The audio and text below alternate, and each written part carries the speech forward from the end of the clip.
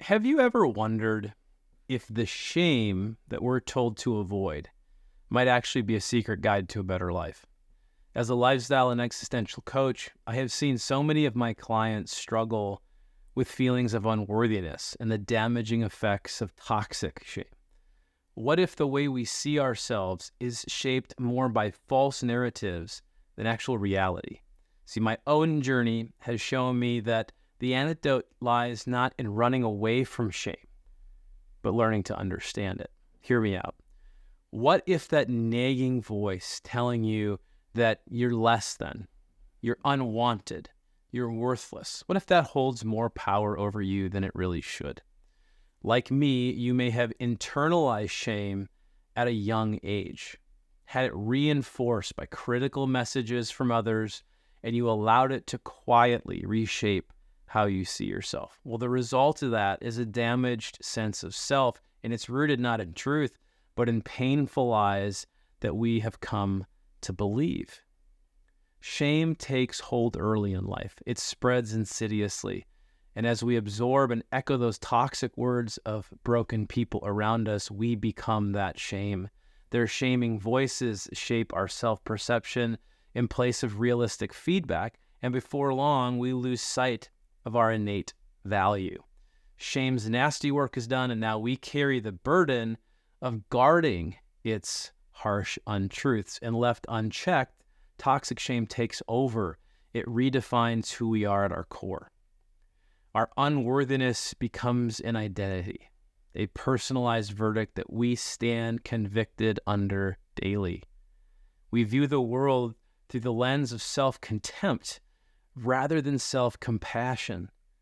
To break free, we must first recognize toxic shame for the imposter that it is.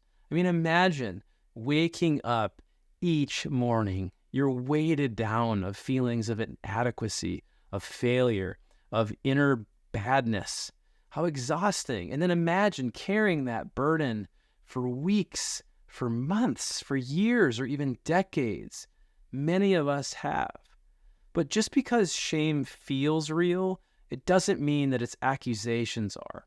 We must challenge shame's lies if we want to take back our lives. I spent over 20 years believing that I was inherently less than because key people and experiences in my life shaped my self-perception. Their shaming voices, not my reality, define my narrative. And I now see toxic shame had me living somebody else's limiting story about myself.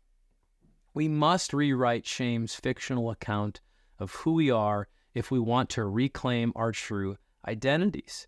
Left unrestrained for too long, and toxic shame becomes an abusive life partner, altering how we see ourselves, how we see other people, how we see life itself.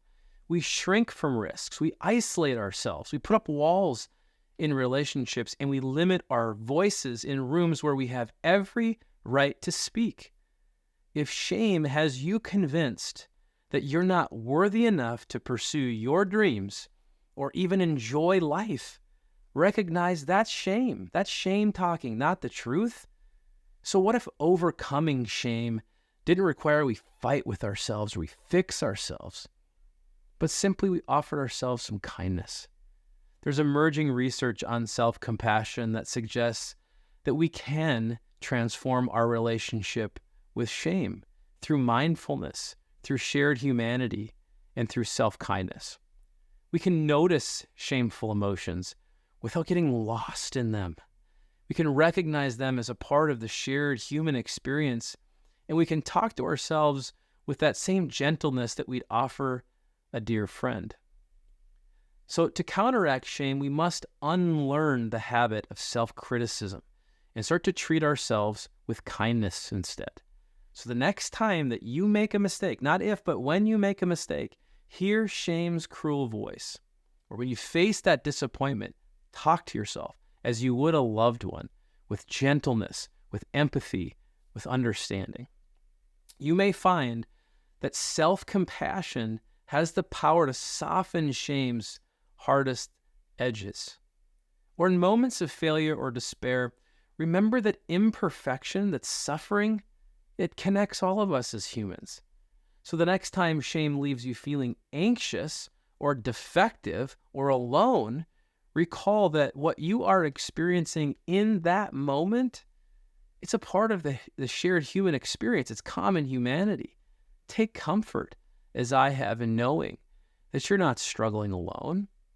And then finally, through mindfulness, we can acknowledge difficult emotions without getting entangled in those emotions or even accepting those emotions as truth.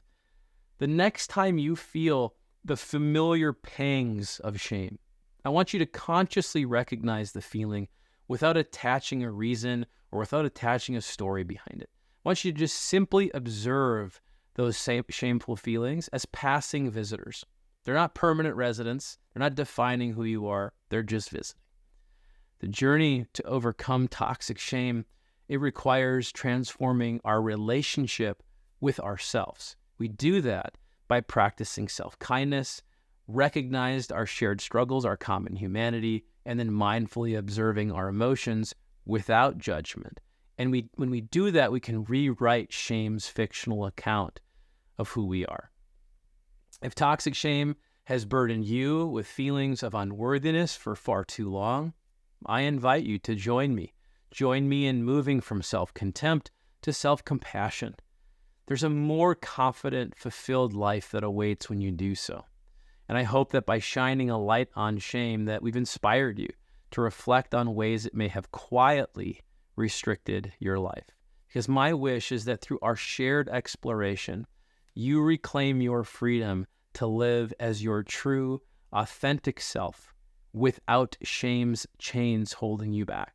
I welcome you to share your experiences with toxic shame and how you overcame it. Here's to living unstoppably free together today.